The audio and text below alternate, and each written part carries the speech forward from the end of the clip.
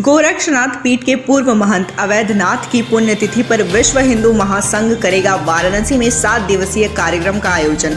मुख्यमंत्री योगी के गुरु महंत अवैधनाथ की पुण्यतिथि पर विश्व हिंदू महासंघ जिला कार्यकारिणी ने वाराणसी में कैंटोनमेंट स्थित चंडिका देवी मंदिर में शनिवार 12 सितंबर से 7 दिवसीय कार्यक्रम का आयोजन करेगा। अपर निजी सचिव की बर्खास्तगी के खिलाफ अपना दल ने वाराणसी में दिया धरना, सेवा बहाली की उठाई मांग। प्रदेश सचिवालय में अपर निजी सचिव अमर सिंह पटेल द्वितीय को राज्य सरकार ने बर्खास्त कर दिया है।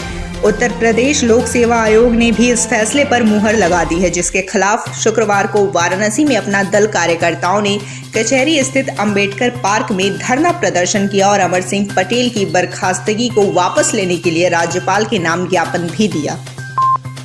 कमिश्नर दीपक अग्रवाल ने शुक्रवार को मंडलीय उद्यान कार्यालय का निरीक्षण किया। इस दौरान उन्होंने कार्यालय की उपस्थिति पंजिका को देखा और स्वयं सबकी अटेंडेंस मिलाई।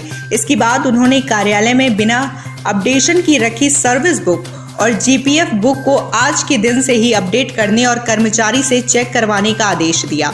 वहीं कार्यालय की जर्जर बिल्डिंग के संबंध में कहा कि जल्द ही कमिश्नरी का एक बृहद कार्यालय बनवाया जाएगा, जिसकी कवायद चल रही है और उसी में सारे कार्यालय शिफ्ट करवा दिए जाएंगे। तब तक यहां मरम्मत करवाई जाएगी। शासन के निर्देश पे विभिन्न कार्यालयों के निरीक्षण के आदेश हैं। चूँकि अब कोविड-19 के अनलॉकिंग के बाद सभी कार्यालयों को खुलने के आदेश हैं और उसमें यह है कि जनता की जो शिकायतें हैं और अपना जो शासकीय कार्य है उसको हम लोग अपनी पुरानी गति से उसको पुनः शुरू कर दें।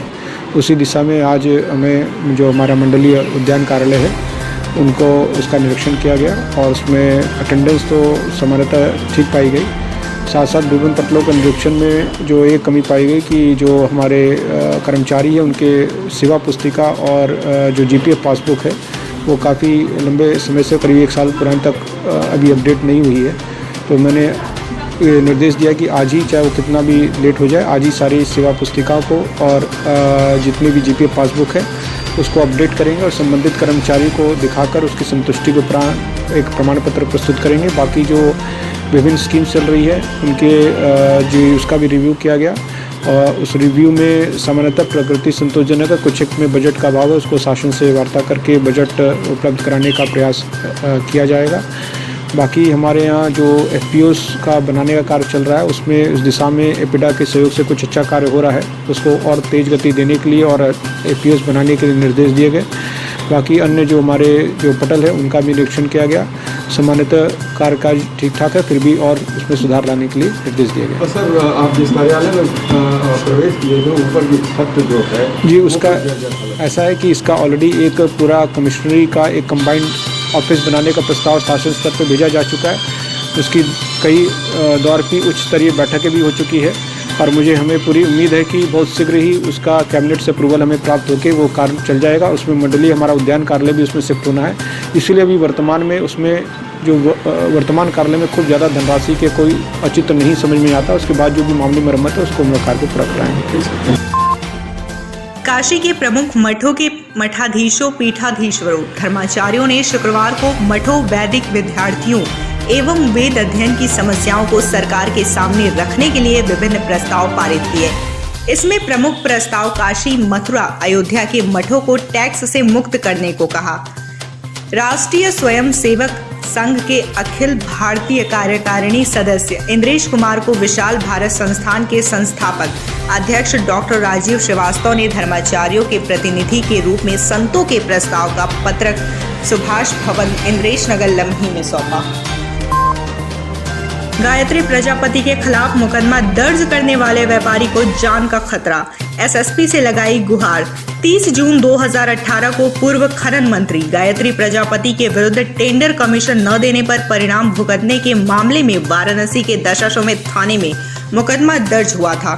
यह मुकदमा जंगमबाड़ी के जिस व्यापारी ने दर्ज कराया था उसने एक बार फिर अपनी जान की हिफाजत के लिए एसएसपी से गुहार लगाई है। वाराणसी की 5 पुलिस चौकियों को मिले नए इंचार्ज, इनमें से 3 की कमान संभालेंगी महिला सब इंस्पेक्टर्स। जनपद में कानून व्यवस्था को सुदृढ़ बनाने एवं अपराध पर अंकुश लगाने के क्रम में वाराणसी एसएसपी अमित पाठक ने शुक्रवार को जनपद की 5 पुलिस चौकियों पर रिक्त इंचार्ज के पद पर नई नियुक्तियां की हैं। इनमें से 3 चौकियों पर महिला सब इंस्पेक्टर को तैनाती दी गई है। वाराणसी पुलिस की सख्त कार्रवाई, 135 लोगों के शस्त्र लाइसेंस को निरस्त करने की कवायद शुरू। प्रदेश सरकार के आदेश के बाद पूरे प्रदेश में 2 से अधिक शस्त्र लाइसेंस धारियों और आपराधिक मुकदमों को छुपाकर शस्त्र लाइसेंस पाने वालों के लाइसेंस निरस्त किए जा रहे हैं। इसी क्रम में अभी तक वाराणसी पुलिस ने 135 शस्त्र धारकों के विरुद्ध शस्त्र निरस्तीकरण की रिपोर्ट भेजी है। जन सुनवाई के दौरान युवक ने की अपना गला काटने की कोशिश। जिले में शुक्रवार को रोहनिया थाने पर उस समय हड़कंप मच गया जब एक युवक ने जन सुनवाई के दौरान सीओ सदर के सामने ही अपनी गर्दन पर चाकू रखकर अपना गला काटने की धमकी देते हुए हंगामा शुरू कर दिया। युवक के अनुसार उसका 8 बिस्सा जमीन का मामला है जिसे उसने बेच दिया है, लेकिन गाँव के ही कुछ लोगों का कब्जा होने के कारण उसका पैसा नहीं मिल पा रहा। बताया कि जमीन भी बिक गई और पैसा भी उसे अब तक नहीं मिला है। पीएम के जन्मदिन को वाराणसी में खास बनाने की तैयारी शुरू हो गई है।